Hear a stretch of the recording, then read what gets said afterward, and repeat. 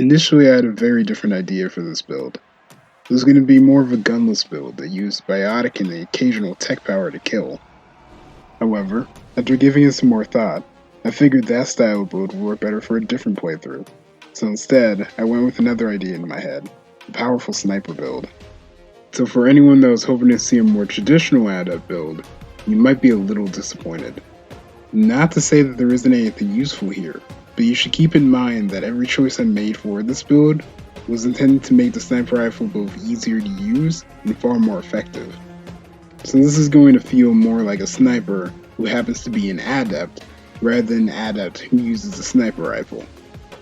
Usually, I go into some possible bonus talents next, but at this point you should already know what I picked. So instead, let's talk about why the Adept class works so well here. Basically, it boils down to movement, particularly enemy movement. Unlike in the next two installments, none of the classes in the original Mass Effect possess abilities that allow you to slow down time. As a result, it can be difficult to line up headshots. And, just like with my Sentinel build, stasis combined with the Bastion Specialization is key, but I'll get into that a little bit later. Adepts also possess a nice mixture of other powers that work well with sniper rifles, especially Warp and Barrier. Warp can be used to reduce the damage protection of enemies, making them more susceptible to the damage of your rifle. This is especially useful against enemies with high defenses, or enemies that spam immunity. Additionally, aiming with your sniper rifle leaves you vulnerable to enemy fire, especially from other snipers, which can kill you instantly. Barrier will absorb damage for you, keeping you alive long enough to take your shot. And by the end of the game, the cooldown time for this ability should be lower than its duration, meaning that as long as you remember to activate the ability, you can rely on its protection for an entire fight. As I mentioned before, you need to take the Bastion Specialization here. Doing so will give you access to improved versions of both Barrier and Stasis. Improved Barrier increases both the strength and duration of Barrier by 25%, as well as helps to regenerate 40 shields per second, further bolstering your defense. Improved Stasis, on the other hand, allows enemies that are affected by it to take damage normally. This is the defining piece of this whole build, as enemies trapped in stasis make great targets for your sniper rifle. Now let's break down Shepard's talents and abilities. Like I mentioned before, as an adept sniper, most of the talents and abilities that we'll be investing in will benefit our sniper rifle in some way. If you've watched my previous videos for this game, then you already know that I always max out my passive talents, and here is no different. So I won't spend too much time on this, but I will say that Spectre training is particularly important here, since it improves your weapon accuracy and helps you to recover your accuracy after taking damage or using an ability. For this next part, however, it might be easier to talk about the talents that I skipped rather than the talents that I maxed out. Basically, I skipped basic armor, pistols, lift, and singularity. However, I maxed out just about every other talent by the time I hit level 50. Thanks to your short cooldown time for biotic abilities, paired with barrier, basic armor isn't a priority. Also, since we're focusing on the sniper rifle, pistols isn't necessary either. Lift is a great crowd control ability, but it doesn't help your sniping all that much. Plus, either Kaidan or Liara can provide this ability for you. And Singularity, like Lift, is pretty good at crowd control but isn't all that useful for sniping.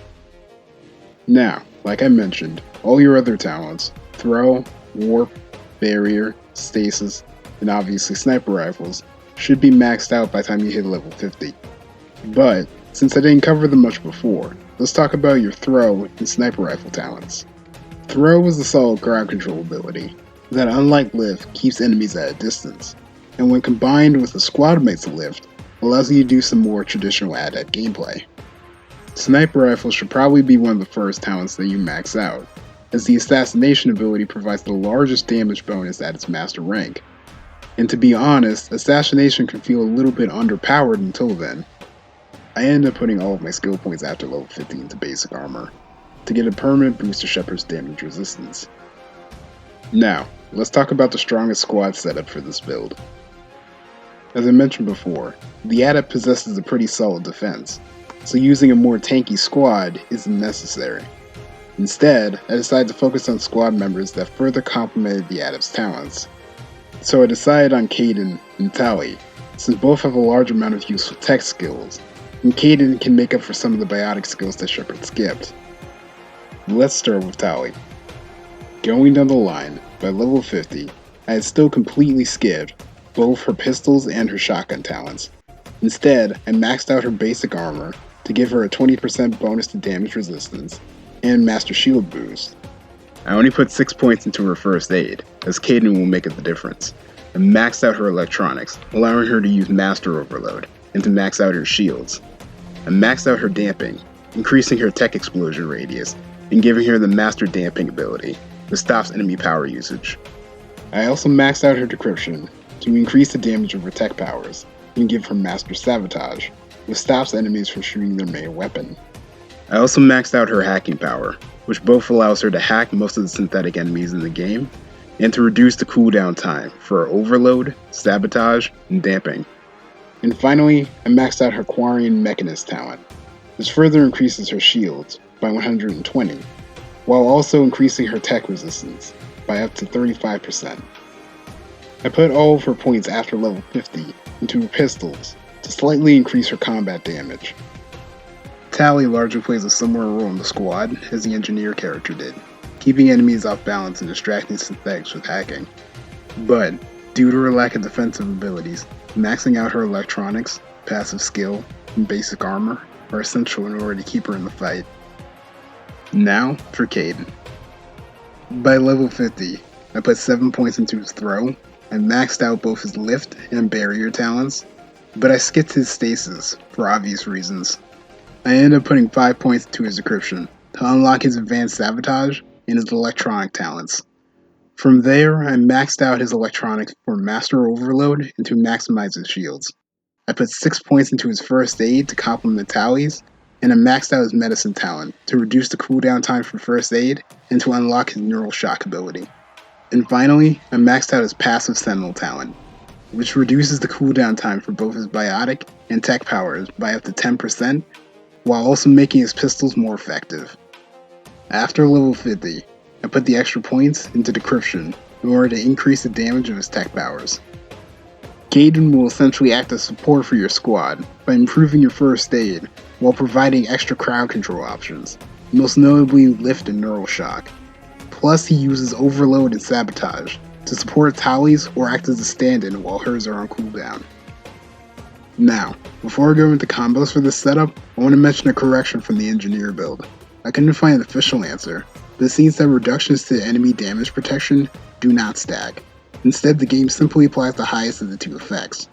But, with that said, our overload warp combo is still particularly effective, as it reduces enemy shields and damage protection by a large degree. Additionally, when going up against non-shielded, organic targets, like creepers, Rachni, or even Thresher mods, a good idea is to switch out Tali and Kaidan's overloads with damping and neural shock respectively. This combo deals a lot of damage while also preventing enemies from using their abilities. Also, thanks to Tali's hacking, our hacking combo from the previous video makes an appearance here as well. And for our final combo, which is basically the whole point of this build, the assassination combo. Essentially, you'll be using the warp overload combo to reduce the defenses of a target, then trap it with stasis, which allows you to get a free headshot off with assassination active.